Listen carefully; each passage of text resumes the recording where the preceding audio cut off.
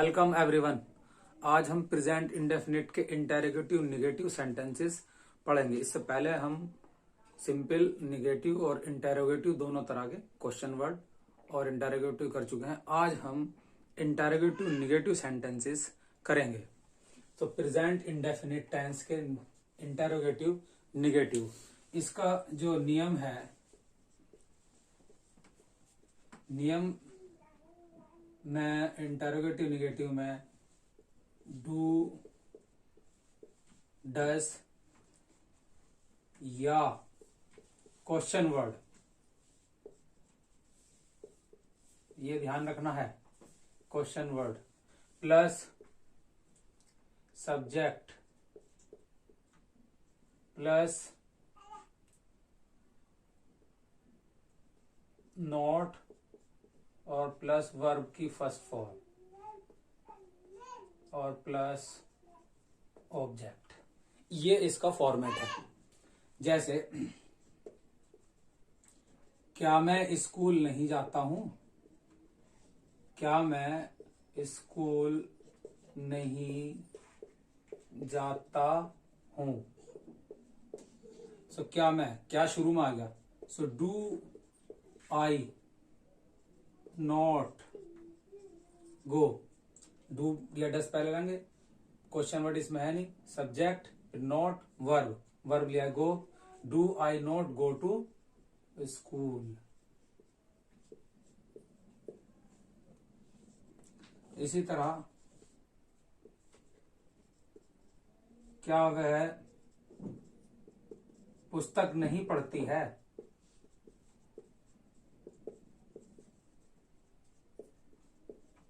क्या वह पुस्तक नहीं पढ़ती है। तो यहां पर does she not read the book, does she not read the book. नियम को मैं ऐसे ही रहने देता हूं और जल्दी जल्दी हम कुछ सेंटेंसेस करते हैं।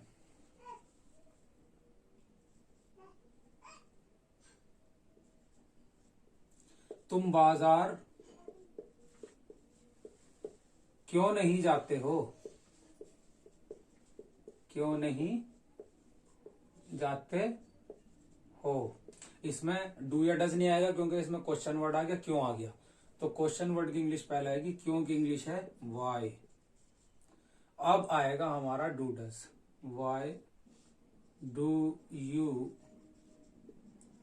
Not go to the market.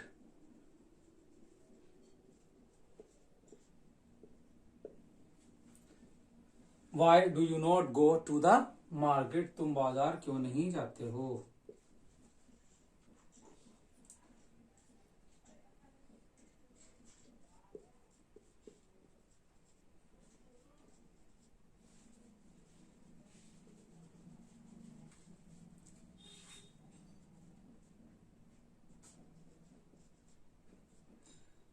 तुम छत पर पतंग क्यों नहीं उड़ाते हो,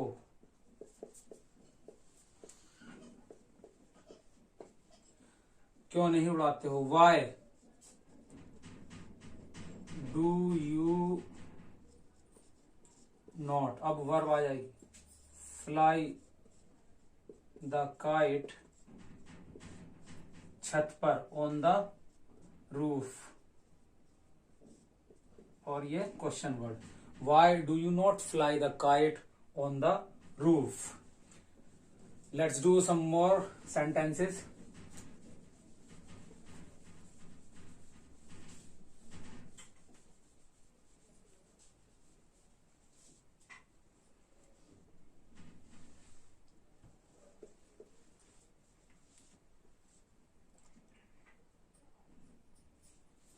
हम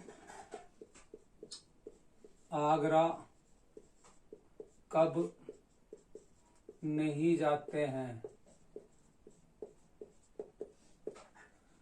कब की English? When do we not go to Agra?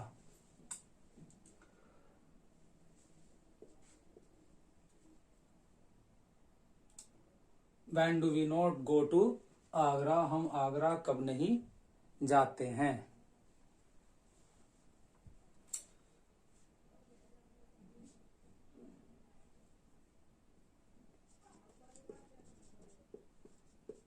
तुम्हारा भाई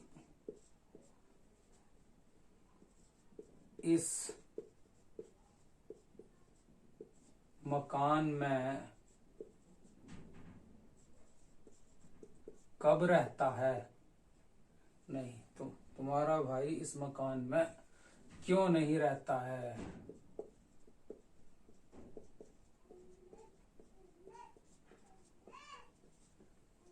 क्यों नहीं रहता है? वाई।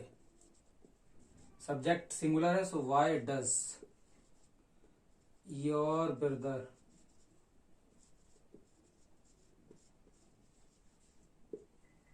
नॉट, अब आ जाएगी verb live, in this house, इस मकान में।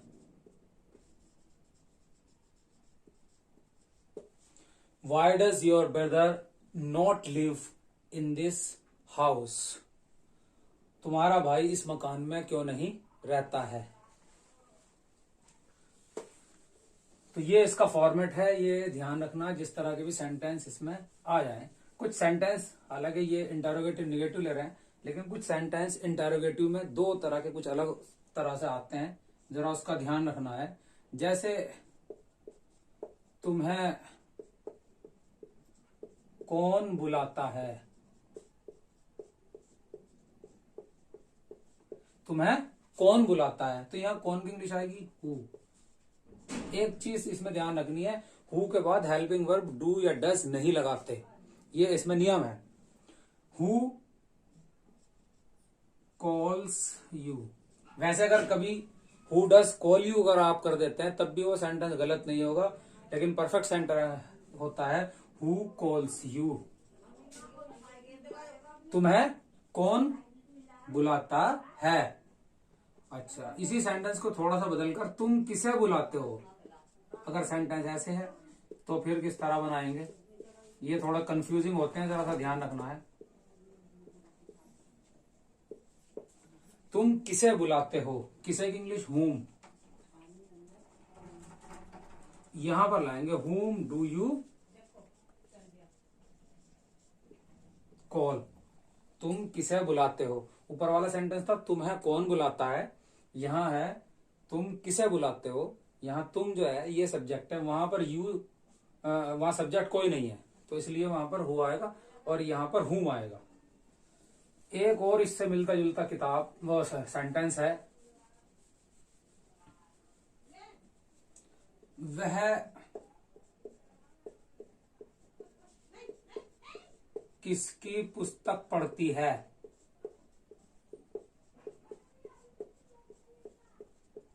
पढ़ती है किसकी, किसकी, हुज।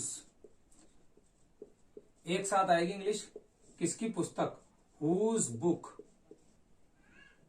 अब आएगा helping verb does, she read. Whose book does she read. तो ये तीन तरह के सेंटेंस मिले जुले आते हैं, इसमें कंफ्यूज नहीं होना, बहुत ही क्लियर तुम्हें रहना है, ठीक है। इस तरह से और आप प्रैक्टिस करते रहिए, जो इंटरोगेटिव निगेटिव और इंटरोगेटिव सिंपल निगेटिव। अब आप पूरी तरह से प्रेजेंट इंडेफिनिट के सभी प्रकार के सेंटेंस सीख चुके हैं, कर चुके हैं। अगर कोई प्रॉब्लम आती है तो आप कमेंट में लिख सकते हैं और आप इनकी प्रैक्टिस करिए। ये प्रेजेंट इंडेफिनिट शुरू में सबसे थोड़ा सा मुश्किल होता है, क्योंकि इसमें कई सारे नियम बदल जाते हैं, लेकिन इसके बाद जो सेंटेंसेस चलेंगे वो बहुत सिंपल है, वो बहुत आसान है, बहुत जल्दी तुम ट्रांसलेशन को पूरा कर लोगे। एंड आफ्टर दैट जब तुम्हारा ट्रांसलेशन पूरा हो जाएगा तो आपको एप्लीकेशन लिखने में, लेटर लिखने में कोई प्रॉब्लम नहीं होगी। Easily you will be able to write application और letter, whatever is given you will write perfectly without any hesitation, बगैर किसी रोक टोक के आप लिखेंगे। और उसी तरह से जो आपका फर्स्ट पेपर है लिटरेचर का, वो भी आपको याद करने की जरूरत ही नहीं है। जिसका ट्रांसलेशन सही हो गया उसे किताब की, अपनी लेसन की स्टोरी का पता होना चाहिए। बेस्ड ऑन दैट स्टोरी आपका ट्रांसलेशन अच्छा है, हिंदी में आप ना सोचिए और ट्रांसलेशन को जो है वो पेपर पर उतार दीजिए, तो बहुत आसान हो जाएगा। इंग्लिश बहुत आसान है अगर आपने ट्रांसलेशन सीख लिया। तो इस सीरीज में हम कंटिन्यू रखेंगे और फिर आगे चलकर प्रेजेंट कंटिन्यूअस टेंस को हम करेंगे। Wish you very happy new year all of you. नया साल शुरू हो चुका है और इस नए साल में आप सेफ रहिए, सुरक्षित रहिए और पढ़ते रहिए, मेहनत करिए, तो आप definitely you will succeed in your aim. Thank you very much.